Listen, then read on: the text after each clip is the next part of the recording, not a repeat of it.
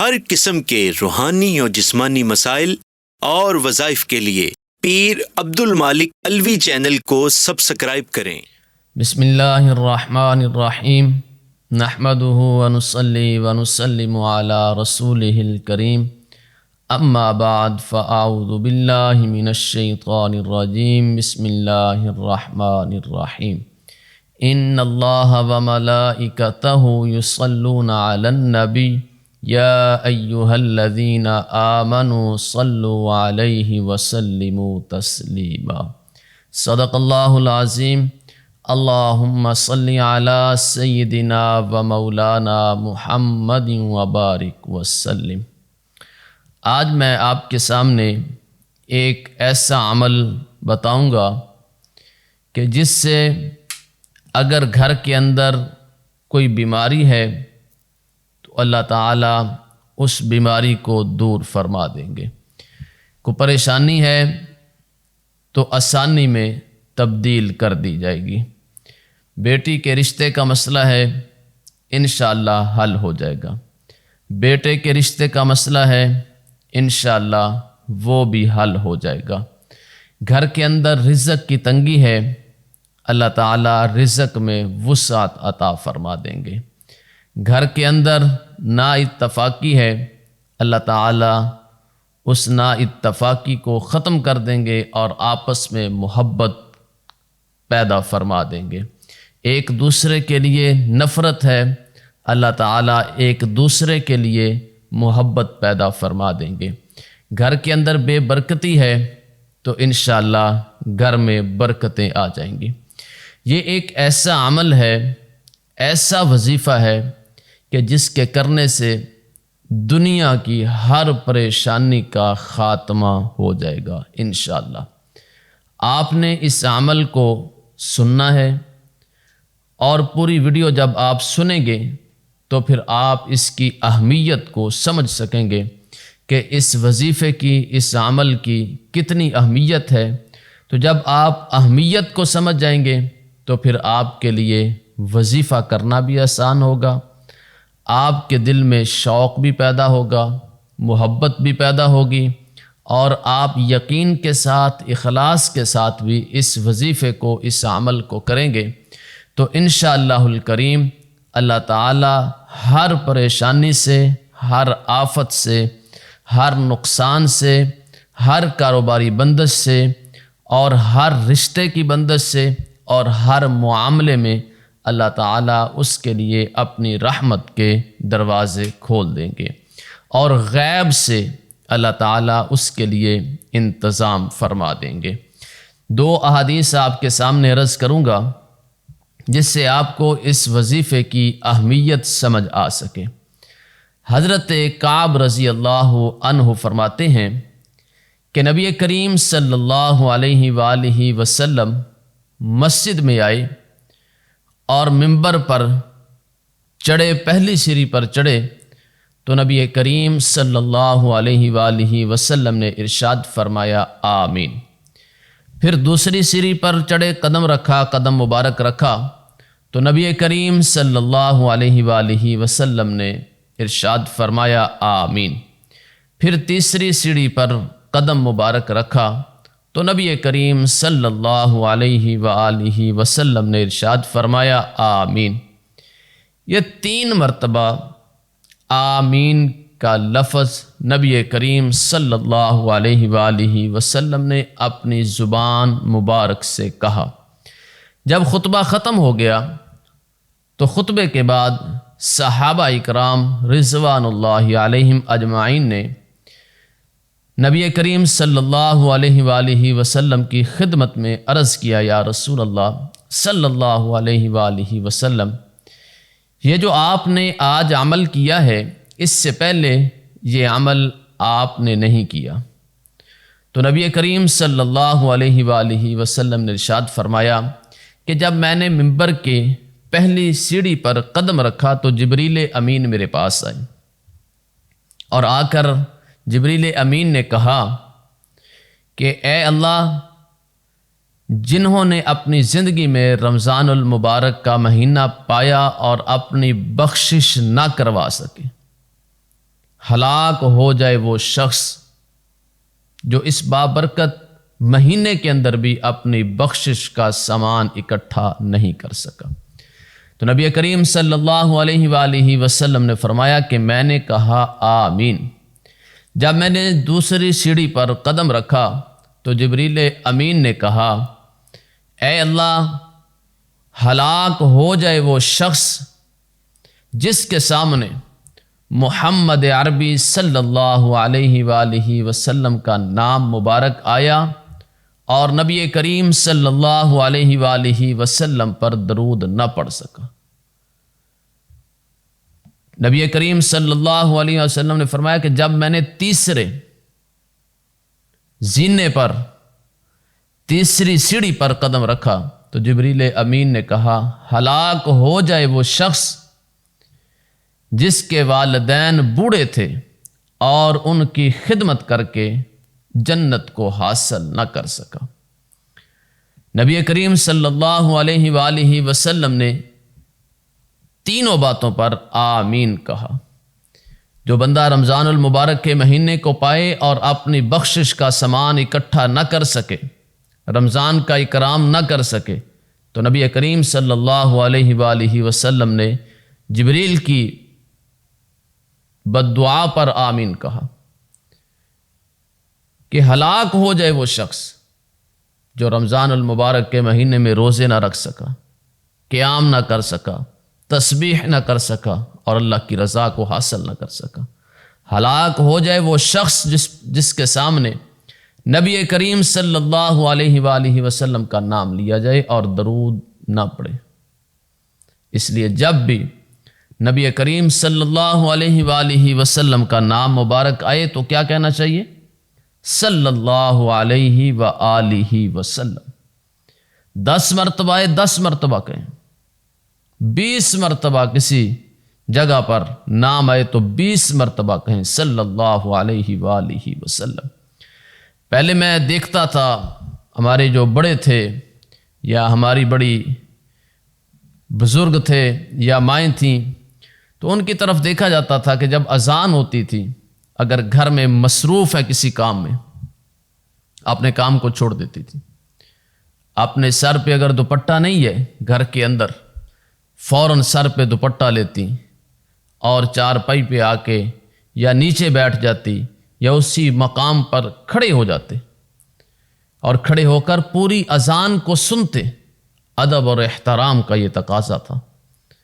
آج تو موبائل پہ ہیں اور اپنی سوچ میں گم ہیں۔ ایسے بھی نوجوان لڑکے اور لڑکیاں ہیں جن کو پتہ ہی نہیں ہوتا کہ اذان ہو رہی ہے، کانوں میں بلوٹوتھ ہینڈ فری لگی ہوئی ہے، کوئی خبر نہیں گھر میں کیا ہو رہا ہے، باہر کیا ہو رہا ہے۔ اور اذان کے کلمات کا جواب دینا یہ بھی لازم ہے۔ اور اذان کے اندر بھی نبی پاک صلی اللہ علیہ وآلہ وسلم کا اسم مبارک آتا ہے۔ جب بھی سنیں اشہد ان محمد الرسول اللہ، تو اس وقت کہیں صلی اللہ علیہ وآلہ وسلم، اس وقت بھی درود پڑھا جائے۔ اسی طرح جس جگہ پر بھی کتاب پڑھ رہے ہیں، نام آ جائے میرے پیغمبر کا تو صلی اللہ علیہ وآلہ وسلم۔ کسی اور مقام پر آپ نے میرے نبی کا نام سنا تو آپ کہیں صلی اللہ علیہ وآلہ وسلم۔ جبریل نے بد دعا فرمائی ہے ان لوگوں کے لیے، اور نبی کریم صلی اللہ علیہ وسلم نے اس بد دعا پر آمین کہا ہے جو نبی کریم صلی اللہ علیہ وآلہ وسلم پر درود نہ پڑھے۔ اس لیے درود اپنی زندگی کا حصہ بنائیے۔ تیسری، جس کے والدین اس دنیا میں موجود تھے، بوڑھے تھے اور ان کی خدمت کر کے جنت کو حاصل نہ کر سکا، اس کے لیے بھی فرمایا کہ ہلاک ہو جائے وہ شخص۔ اس لیے والدین زندہ ہیں تو ان کی خدمت کی جائے، اس دنیا سے جا چکے ہیں تو ان کے لیے دعائے مغفرت کی جائے۔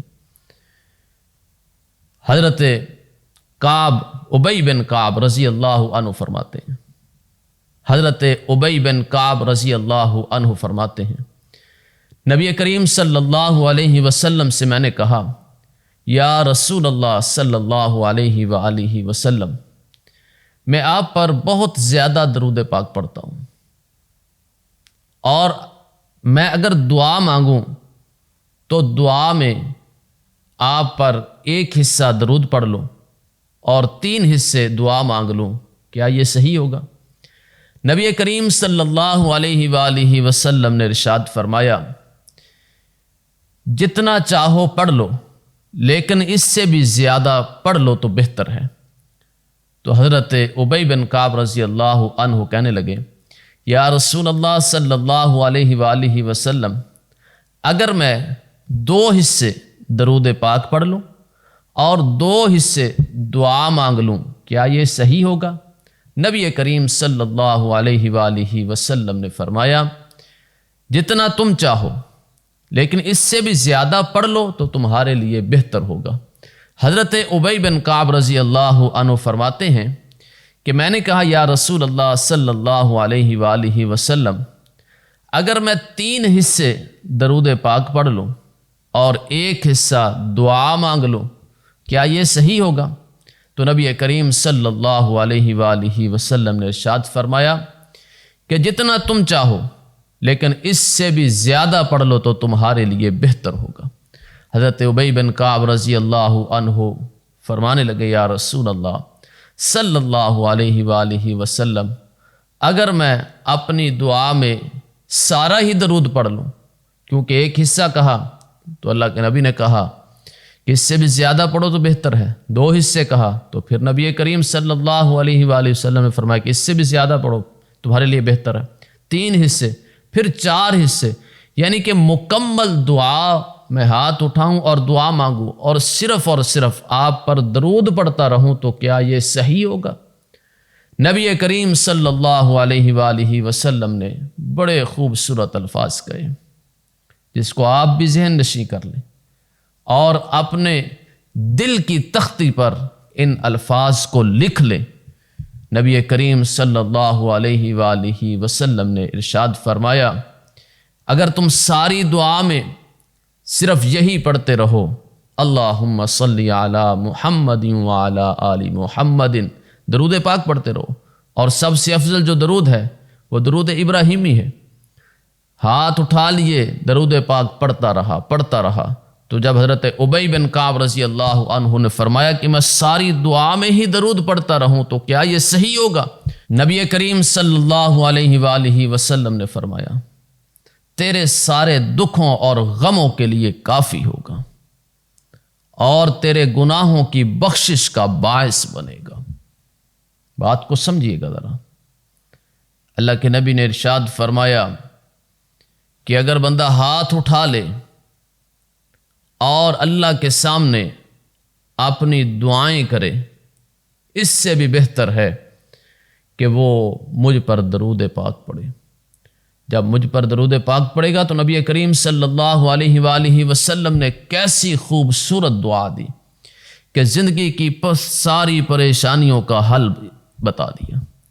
فرمایا کہ تیرے سارے غموں اور دکھوں کے لیے یہ کافی ہوگا، ہر دکھ کے لیے، ہر پریشانی کے لیے، ہر مصیبت کے لیے، ہر بیماری کے لیے نبی کریم صلی اللہ علیہ وآلہ وسلم نے ایسے خوبصورت الفاظ کے اندر دعا دی اور سارے گناہ ختم ہو جائیں گے، ساری پریشانیاں بھی ختم ہو جائیں گی اور سارے گناہ بھی ختم ہو جائیں گے، صرف درود پاک پڑھنے کی وجہ سے۔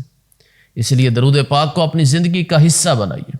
لوگ آتے ہیں پریشان ہیں، میری بیٹی کا رشتہ نہیں مل رہا، درود پاک پڑھیے، طریقہ میں آپ کو بتاتا ہوں آگے۔ لوگ آتے ہیں میرے بیٹے کا رشتہ نہیں ہو رہا، کوئی ایسا وظیفہ، کوئی ایسا عمل بتائیے، درود پاک پڑھیے۔ میں بیمار ہوں اور کافی عرصے سے بیمار ہوں، مجھے اس کے لیے کوئی وظیفہ بتائیے، درود پاک پڑھیے۔ میرے گھر میں بے برکتی ہے، درود پاک پڑھیے۔ گھر میں پریشانی ہے، درود پاک پڑھیے۔ کوئی بھی دنیا کا مسئلہ ہے، کوئی بھی دنیا کی بڑی سے بڑی پریشانی ہے تو اس کا حل درود پاک ہے، درود پاک پڑھیے۔ اور جو بندہ اپنی زندگی کا حصہ بنا لیتا ہے درود پاک کو، یقیناً اس پر اول تو پریشانی آتی ہی نہیں۔